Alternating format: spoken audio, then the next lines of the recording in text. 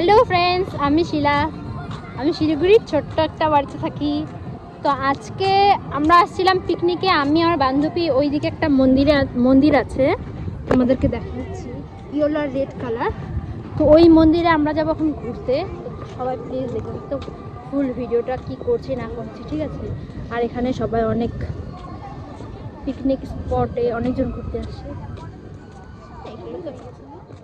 ফার্স্টে যেগুলো ভিডিও করেছি সেগুলো আমি মিলিয়ে যেহেতু দিব, তাই আমি আগে দিতে পারছি না। ওগুলো ভিডিও আমাকে এই ভিডিওর সাথে এই ভিডিওটা যাবে সেরকমভাবে আমাকে এডিট করে দিতে হবে। তো এই মন্দিরে এসে আমি একটা জিনিসই দেখলাম যে বট আর পাকড়ি দুটো গাছই একসাথে লাগানো। সেটা তোমরাও দেখো, তোমরা কোনোদিনও দেখেছো কি না আমি জানি না, আমি এবার ফার্স্ট টাইম দেখলাম।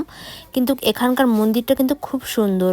এখানে কিন্তু শিব ঠাকুরের মন্দির, কালী ঠাকুরের মন্দির, বেশিরভাগ কালী ঠাকুরের মন্দির, কালী ঠাকুরের ফটোই ছিল, কিন্তু কোন কালী ঠাকুর সেটা আমি বলতে পারছি না। যে এই ভিডিওটা দেখালাম এই মন্দিরটা ছিল নতুন মন্দির, আর এখন আমি যেই রাস্তাটা দিয়ে যাচ্ছি এখানে আছে পুরানা মন্দির।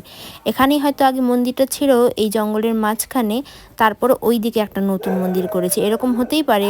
তাই আমরা যেই মন্দিরে যাচ্ছি সেই মন্দিরটার নাম হচ্ছে পুরানা মন্দির। দেখেও মনে হচ্ছে যে পুরনো, কিন্তু দেখো যতটুকু আমি জানি ততটুকু আমি তোমাদের সাথে শেয়ার করছি। এখন এটা সত্যি কোনটা মিথ্যা সেটা আমি জানি না, যেটা আমি মানুষের মুখে শুনছি সেটাই বলছি, ঠিক আছে? মন্দির ঘুরে টুরে যাচ্ছি আমরা যেখানে পিকনিক করছি সেখানে, কিন্তু না আমাদের টিফিন আগে হয়েই গেছে। টিফিনে যেহেতু ডিম ছিল তাই ডিম খেয়ে আমরা মন্দিরের ভিতরে ঢুকিনি, তাই মন্দিরের ঠাকুরগুলোকে ভালো মতন দেখতে পারিনি। যাই হোক, ঘুরতে আসি সেটাই অনেক বড় কথা। মনটা চাচ্ছিল না ডিম খাইয়ে ঢুকতে। যদি জানতাম যে এখানে ঠাকুরেরই মন্দির তাহলে টিফিনটা একটু পরে খেতাম।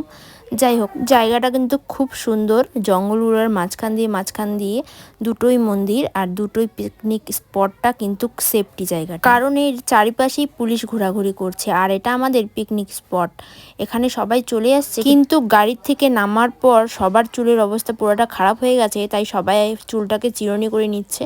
সবাইকে, আমিও করেছি চিরুনি। সকাল সকাল উঠে না খাইয়ে দিয়ে আমরা চলে আসছি পিকনিকে, কিন্তু আমার তো পুরা খিদা পেয়ে গেছে। আর অনেকটা দূর আমাদের বাড়ির থেকে, 1.5 ঘন্টা রাস্তা এরকম, তাই আমার তো পুরা খিদা পেয়েছে। বাড়ির থেকে কিছু খাই আসিনি, খালি চা খেয়ে আসছি। সবাই হাতে হাতে কাজ করে দিচ্ছে বলেই তাড়াতাড়ি হয়ে যাচ্ছে। আর এদিকে কবিতা পিসি অলরেডি চা বসিয়ে দিচ্ছে। যাই হোক, কাজের কাজ করছে। আগের বার তো বন্ধু বান্ধবী সবাই মিলে পিকনিকে গেছি, তাই রান্না কিন্তু আমাদেরকেই করতে হয়েছে সবাইকে মিলে।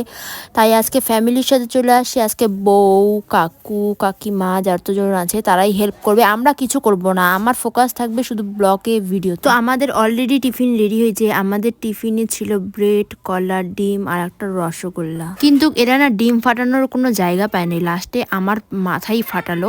সেই ভিডিওটা তোমরা আমার শর্ট ভিডিওতে দেখতে পারবে। আর একদিকে মা, কবিতা পিসি, কাকি বসে গেছে, এরা টিফিন খেয়ে নিচ্ছে, কারণ কি জানে তাড়াতাড়ি টিফিন খেয়ে নাচতে হবে আর একটুকু ঘুরতে যাবে। আজকেই রেস্ট করুক বেচারিগুলা, ওদেরকে তো আর কাজ করতে হবে না, কারণ কি আজকে রান্নাবান্নাগুলা কাকুরাই করবে। আর এদিকে দেবরাজ ভাই গাড়িতে উঠছে। তো আমাদের এত উঁচা গাড়ি যে আমরা এমনি এমনি উঠতেই পারবো না গাড়িতে, চেয়ার দিয়ে তারপর উঠতে হয় গাড়িতে। বেচারাকে কেউ উঠাতে পারছিল না, লাস্ট পর্যন্ত শেষমেশ চেয়ারই আনলো, চেয়ার দিয়েই উঠে গেল। তো কাকুরা এদিকে কত সুন্দরভাবে রান্না বান্না চালু করে দিয়েছে। আজকে বউগুলোর সবার ছুটি, কারণ কি ওরা তো প্রত্যেক দিনই বাড়িতে রান্না করে, আজকে না হয় এরা রান্না করে খাওয়াক ওদেরকে।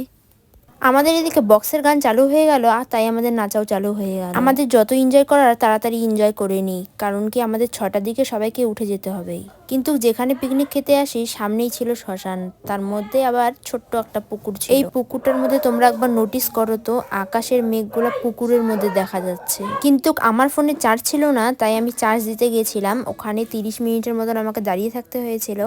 এসে দেখি সবাই এখানে বসে পড়েছে খাওয়ার জন্য, আর এখানে ওরা উঠে গেলে আমরা বসে যাব খাওয়ার জন্য। ততক্ষণ আমরা বসে থাকি, ওয়েট করি এদের খাওয়া দাওয়া ততক্ষণ হোক।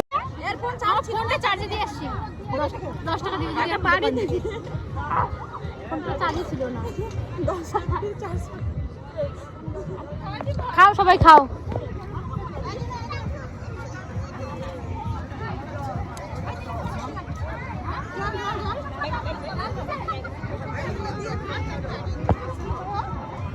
তারপর সবাই খাওয়া দাওয়া হয়ে গেল, তারপর আমার ভাত চলে আসলো। আমার পুরা খিদে পেয়েছিল গাইস, 3টা কি 3:30টার দিকে আমরা তখন ভাত খাচ্ছিলাম।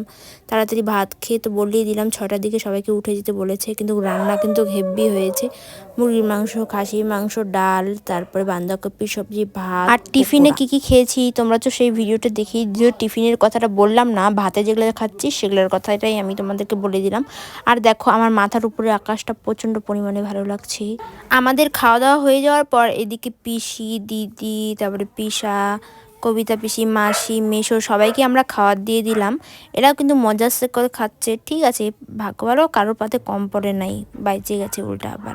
আর এদিকে মেশো দেখাচ্ছে মাংস, আমি বললাম কি না আমি খাবো না, আমি খাইয়ে নিয়েছি। আমার মাংস টাংস খাইয়ে আমি অতটা কিন্তু মাংস ভালোবাসি না, কিন্তু পিকনিকের দিনে আমি অনেকগুলো মাংস খেয়ে নিয়েছি, কারণ কি মাংসটা অনেকটা ভালো হয়েছিল।